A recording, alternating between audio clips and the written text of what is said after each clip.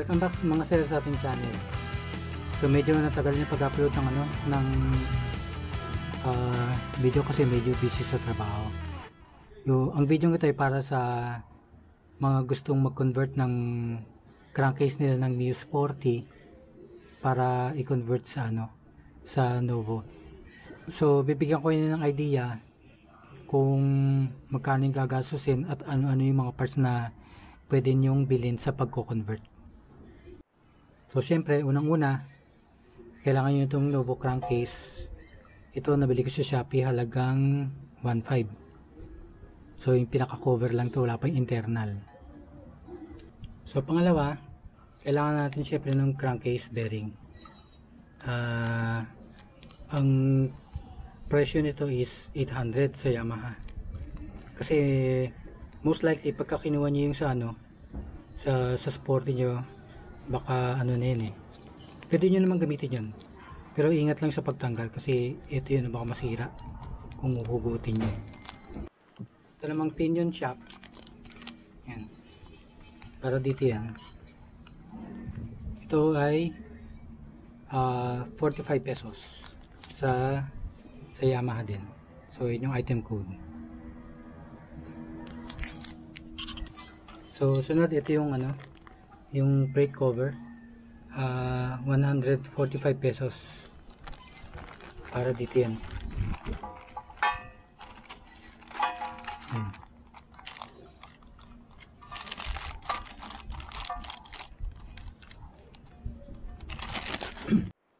Tapos itong plug straight screw, nasa 210 pesos.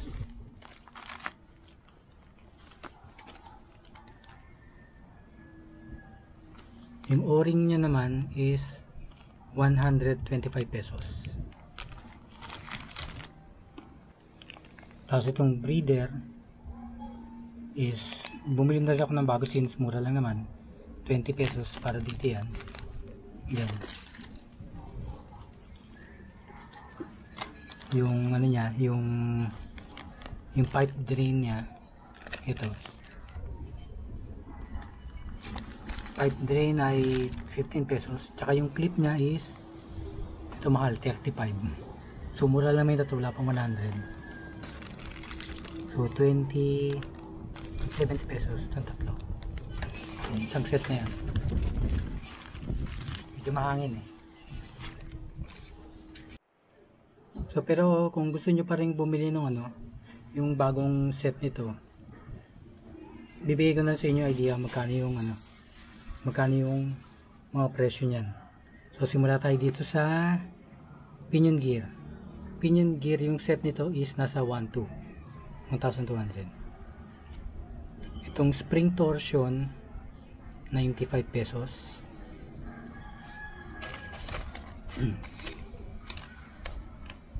Itong washer, mahal din yung washer nito 100. Yung circlip niya is 40 pesos. Yung oil seal niya is 70.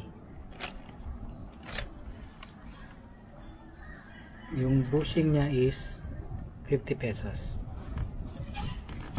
At higit sa lahat, itong niya, kick shop assembly. So ito ay 4,900. Nagulat ako nung sinabi ng babae na 4,900 Sabi ko, bibili ko na lang yung sabi ko, gamitin ko na siya Sporty. Mahal pala itong kick shop assembly na to. So ikakabit ko na isa-isa yung mga parts. So ito, nilagyan ko siya ng marka para malaman ko hanggang saan ako aabot lang. Kasi pagka na sobrang kayo ng palo dyan, pwedeng mabasag yan So medyo mahirap siya ikabit. Ito, kailangan kong gamitin siya ng torch. So dapat yung position tama lang. Yan. So natin kakabit ito.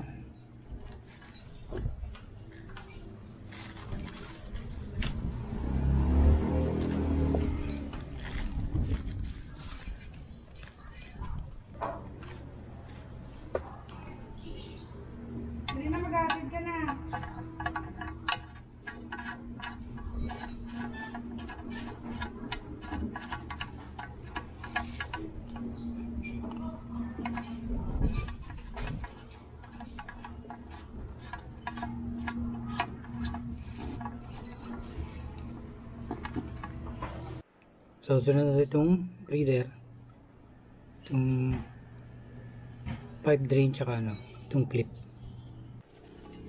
So, yan, naikabit na natin. Medyo mahirap din ikabit to kasi bago. So, lagyan na natin yung pipe drain. Yan.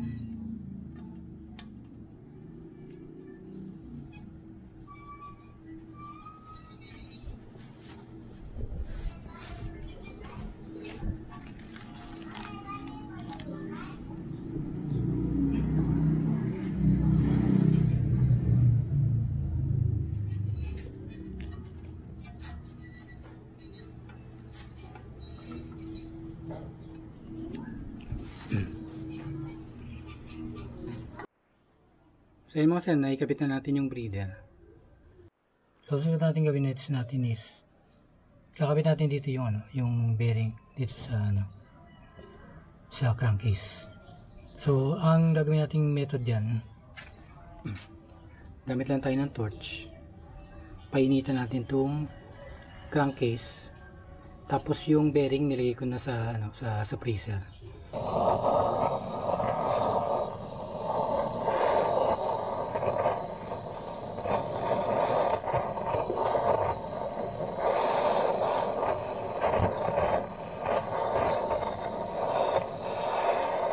Nakikabit na natin yung crankcase bearing. Medyo hindi pa malamig yung yung bearing, hindi masyadong pumasok. So kailangan ko siyang pukpukin. So hinabol ko yung init ng hindi ko na napakita sa video para para mas madali siyang ipasok. So make sure lang na siya na lapat dito yan. Yan. Naka-level yan dito. So ginamitan ko siya ng ito yung match na na socket para socket sa bearing para yung pokpok niya even. So yung mga sir, tatanggalin ko na itong plate na to para matanggal natin itong itong pinion gear tsaka yung shaft, yung shaft, yung kick assembly. Tapos kung nahihirapan kayo magtanggal itong mga tornilyo na to, mga bolt na to, painitan nyo lang. Gumamit kayo ng torch. Kasi yan kung makikita nyo, na na yan, pinainitan ko na yan, sinulog ko na yan para lumuwag yung bolt. Kasi mahirapan kayo tanggalin yan kung wala kayong impact driver. So madali na siyang tanggalin ngayon kasi nainitan na siya ng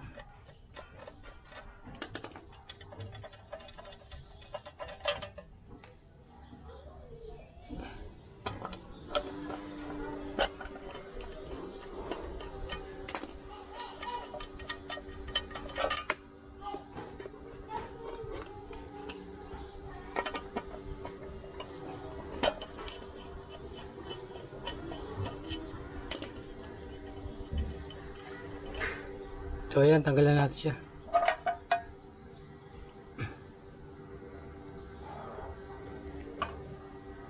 Mamaya lilinisin na lang natin din. Medyo marami ng carbon eh.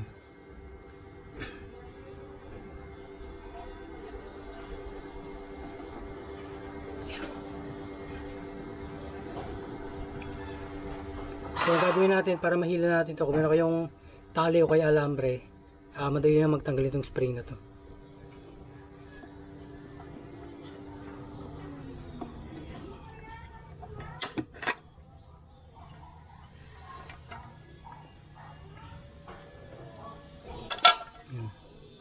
So na-release natin to, lilinisin lang natin mamaya.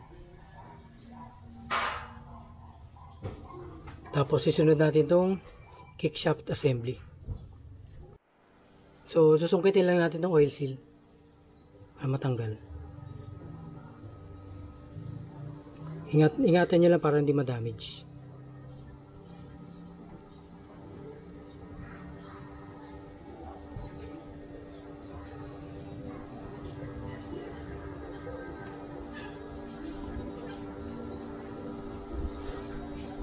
So yan, lilinisin din natin yan. So natin yung circlip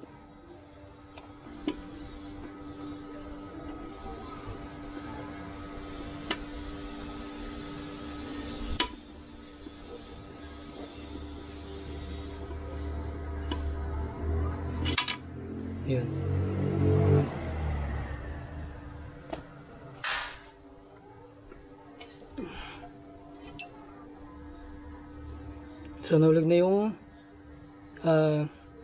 kickshop assembly. Linisin din yan. Itong torsion spring. Tapos itong bushing niya.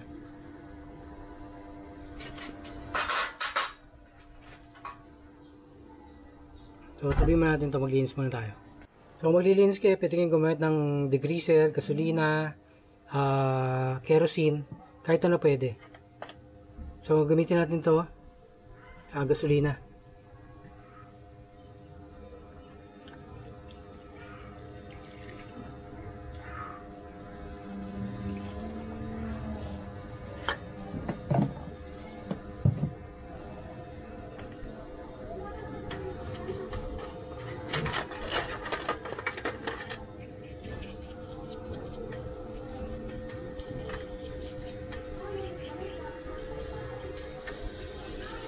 Itong mga ganito, hindi naman basta-basta masisira yan kasi ito yung magki-kickstart lang kayo eh. So, pwede nyong reuse yung sa sporty nyo.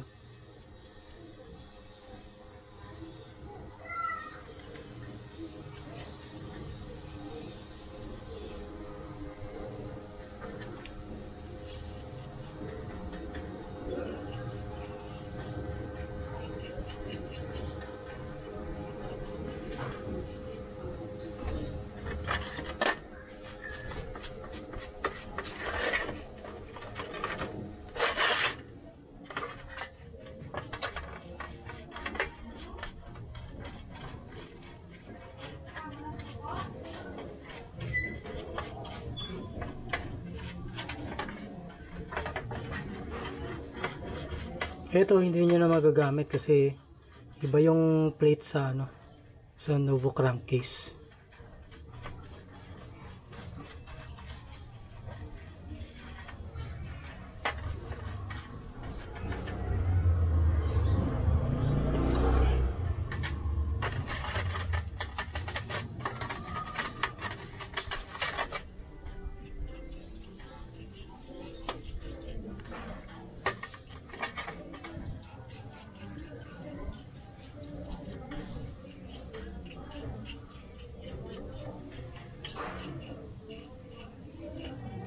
Makikita nyo meron ba no? May parang serial number. So, alam mo talaga original.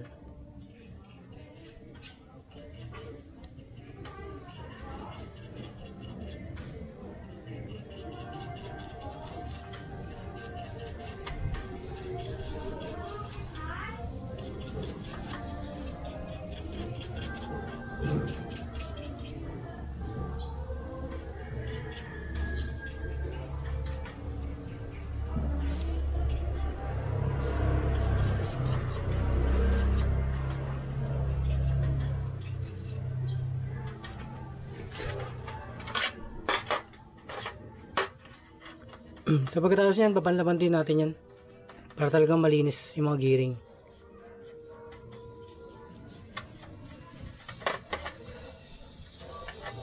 Para ma-check na rin natin kung ano siya, kung may damage o kung kailangan palitan. Pero so far wala naman.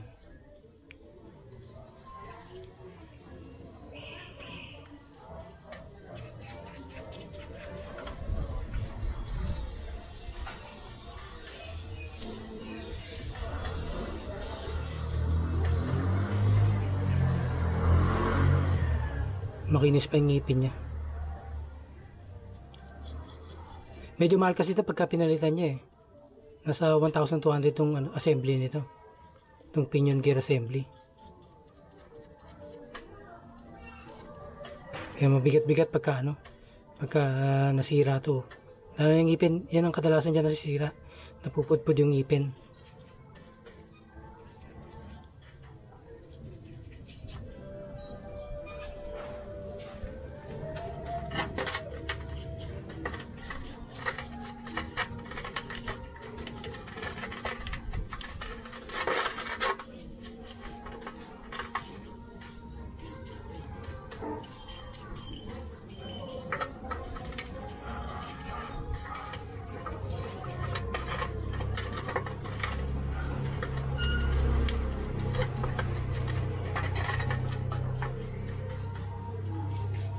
Maganda talaga nito pagka From time to time nililinis kasi nagbi-build up yung ano eh, yung mga carbon eh.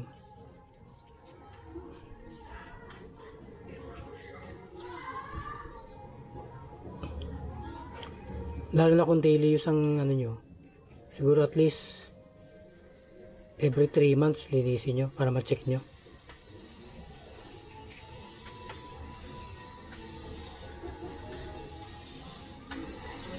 So para yung mga ganito, hindi naman siya nasisira. So wala kayong gagastusin masyado pagka magko-convert kayo.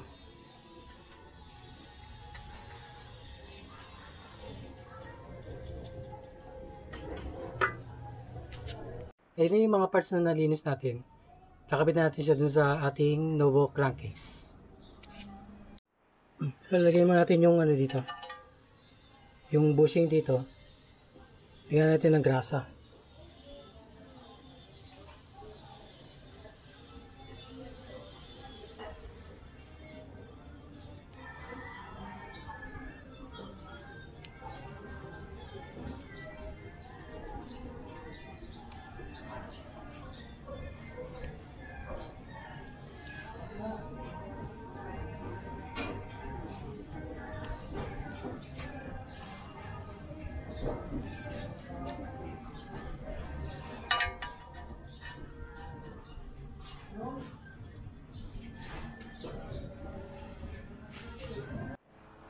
So yung setup natin para mahila natin siya, may pasok natin yung ano, yung kick assembly. Lagyan lang tayo ng tali dyan. So hilahin natin sa ilalim habang nakakontra to. Kailangan lang ng puwersa. Mahirap pag nagbablog tapos ikaw pa yung ano. Yun. So yan mga sir.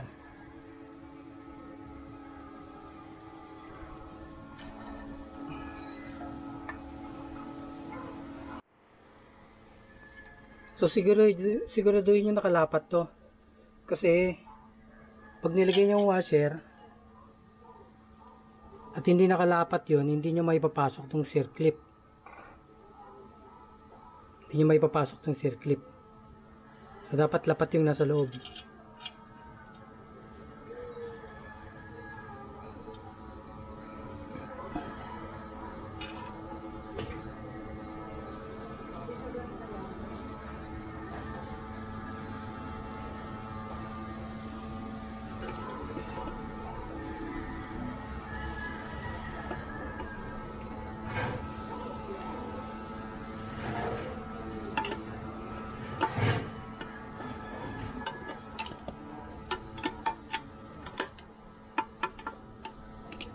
Yan, dapat ganyan na itsura ng circlip nyo.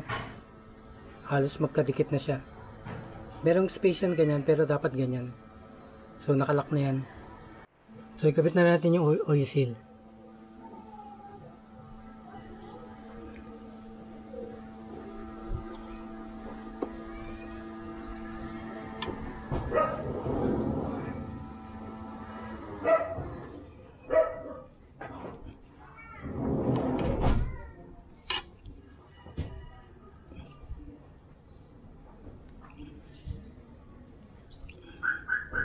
Then yung kick arm.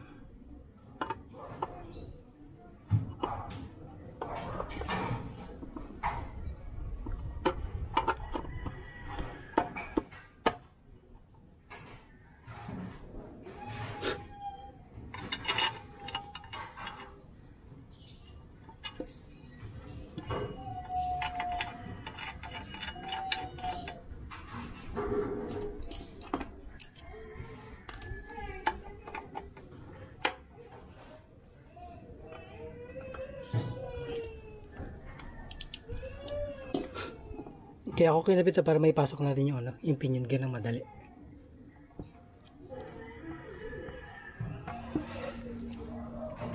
So, lagyan na rin natin ito ng grasa. Yan. Yung mga ngipin niya.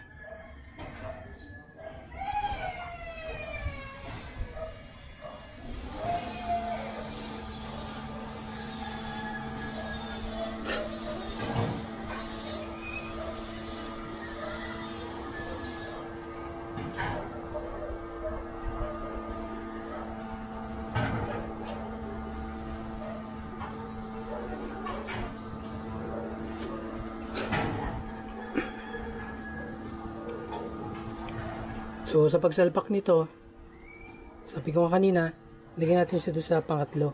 1, 2, 3. So, para makita natin kung papasok siya. Lagyan natin yung kick arm para mas madali.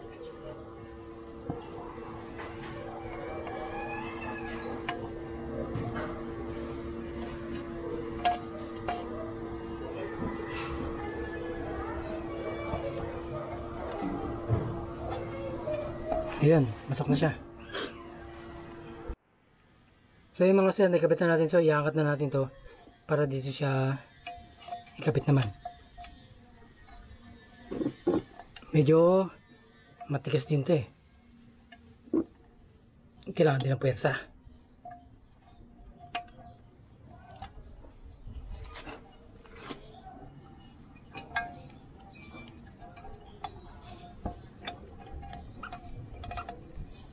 Hindi malaban.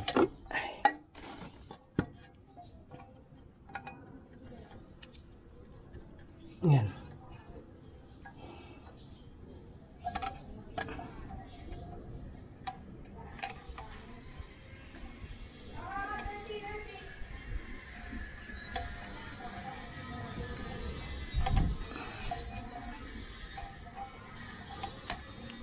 Okay. So, para tama yung tension niya. Kasi pag nakalimutan niya ibalik yan, yung magtataka kayo, yung kickstart nyo, hindi siya bumabalik masyado. So, okay naman siya lahat, nakalapat.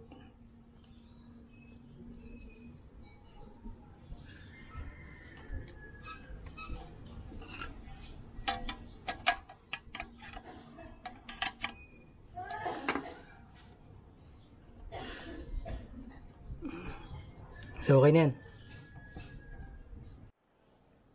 So, ikabit na natin itong backplate. Backplate. Cover. Plate cover.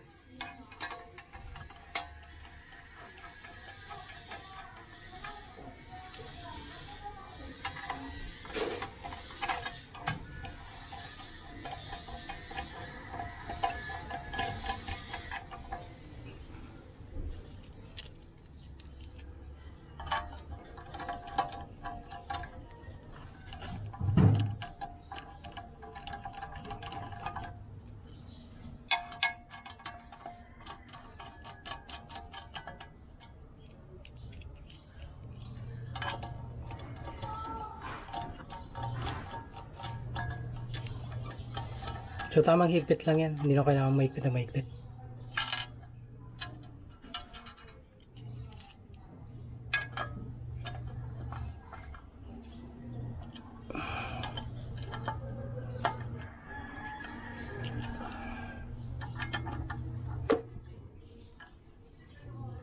Okay.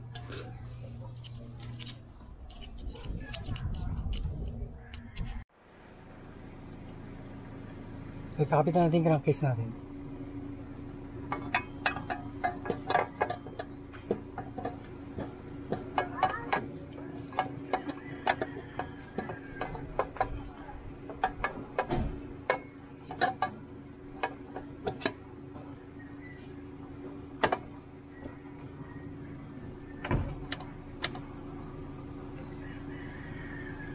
Try mo natin kung gagana.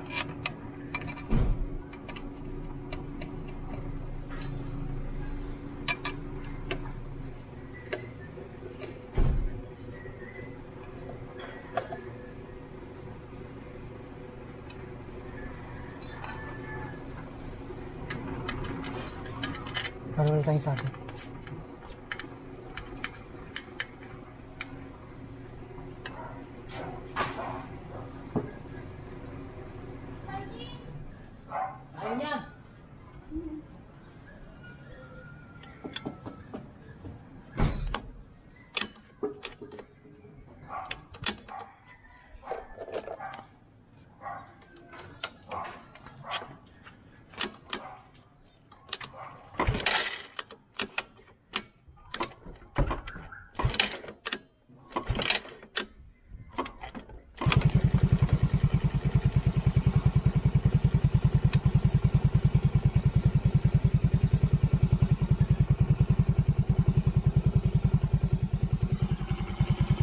So yun na sir, malinaw.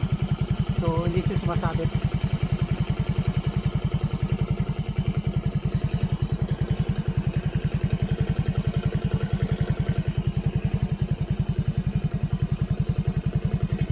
So ito, bibilang ko na lang siya ng ng cover para hindi siya pasukin ng ng dumi agad. Kasi exposed to tsaka ng tubig. And ito rin bibilang ko ng cover. So medyo mababa yung pagkakabit ko ng kick arm. So in-adjust natin. So tatry na natin yan.